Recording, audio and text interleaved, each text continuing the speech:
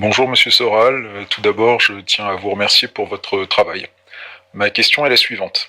Au regard des récentes prises de position de la Cour suprême des États-Unis et des gouverneurs de certains États sur le droit à l'avortement, quelle serait votre position pour lutter contre le progressisme en France sans basculer pour autant dans une sorte de néo-intégrisme religieux?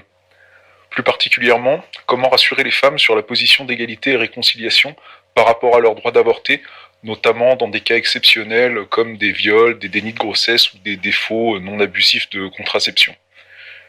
Voilà, merci d'avance pour votre réponse et bon courage à vous.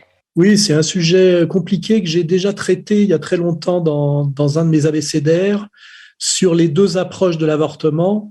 On va dire l'approche sérieuse qui consiste à aider les femmes dans des cas dramatiques. On pense au viol, on pense peut-être même aussi d'ailleurs aux enfants identifiés très tôt comme anormaux. Et donc cette approche, on va dire, saine, d'une approche qui a beaucoup plus à voir avec l'inconscience, l'individualisme féministe avec l'idéologie du mon corps m'appartient et qui amène à un moment donné, quand c'est poussé à l'extrême comme aujourd'hui d'ailleurs, au droit à l'infanticide. Alors ce qui est assez étrange d'ailleurs, c'est que ce droit à l'infanticide se présente comme progressiste, alors que par ailleurs, si on attribuait ça à la politique hitlérienne eugéniste dans les années 30, ce qui est d'ailleurs ce qui n'a pas été le cas, on crierait au scandale absolu. Et là, ce qui est étrange, c'est qu'en fait cette régression et cette dimension barbare qui consiste à mettre à mort des presque bébés, parce que voilà, ce sont quand même des êtres vivants. Hein, c'est trop facile de dire que tant que le bébé n'est pas sorti, il n'est qu'une chose. C'est évidemment un mensonge intenable. Tout ça s'habille, comment dirais-je, du masque du progressisme et de la gauche. Un peu d'ailleurs comme tout ce qui va mal en ce moment, hein, le woke, le cancel, etc.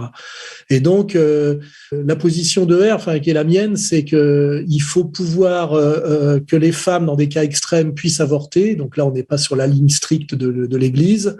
Et en même temps, l'avortement de confort, l'avortement répété est quelque chose de très malsain et de très dangereux. Et surtout, derrière, il y a cette idéologie très dangereuse de l'individualisme intégral qui, d'ailleurs, participe de la guerre des sexes féministes et qui refuse de comprendre que toute l'humanité provient d'une coopération absolument nécessaire, indispensable de l'homme et de la femme, et que ce qui est à l'origine de l'enfantement, c'est le couple. Hein. Dans cette histoire aussi, on élimine totalement l'homme sous prétexte qu'il apporte la portion congrue dans l'affaire, hein, mais enfin il est quand même là.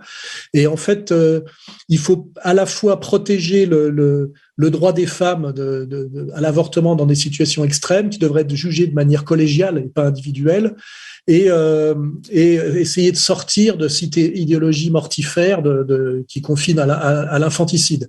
Et malheureusement, on voit aujourd'hui qu'il y a une poussée qu'on peut qualifier de réactionnaire, notamment aux États-Unis, tellement on est allé loin de l'autre côté. C'est-à-dire que c'est les exagérations de l'individualisme libertaire, presque assassin, qui fait aujourd'hui qu'il y a une réaction violente de la part des gens qui se réclament on va dire de la loi naturelle, qui est en fait la loi religieuse, hein, qui considère eux comme la loi de Dieu.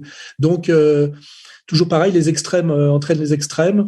Et je pense que tout ça demande un travail profond d'éducation et de rééducation.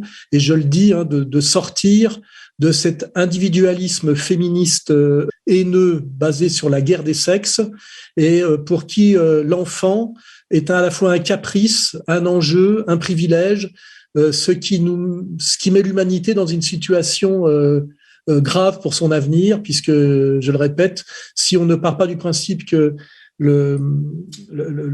l'origine de l'homme et du monde, c'est le couple et non pas la guerre des sexes, et si on ne rappelle pas à la femme qu'elle est médiatrice dans la génération des populations et avec tout ce que ça implique de sérieux, on va vers quelque chose de très grave dans lequel on est d'ailleurs aujourd'hui pratiquement, puisque aujourd'hui la loi même prescrit l'avortement jusqu'à la naissance pour cause de troubles psychologiques de la mère, ce qui veut dire en fait légalisation de l'infanticide.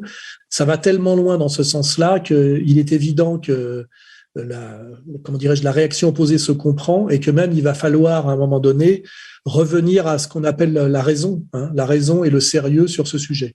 Et voilà, et ma position, je vous dis, elle est la même qu'il y a 20 ans. C'est non à l'avortement de confort, à l'avortement répété, à l'avortement issu du féminisme individualiste de mon corps m'appartient, mais oui à l'avortement pour aider les femmes dans des situations gravissimes de viol, de malformations gravissimes, etc., etc. Voilà. Donc c'est une position qui n'est ni religieuse ni libertaire, mais qui essaie d'être médiane et raisonnable.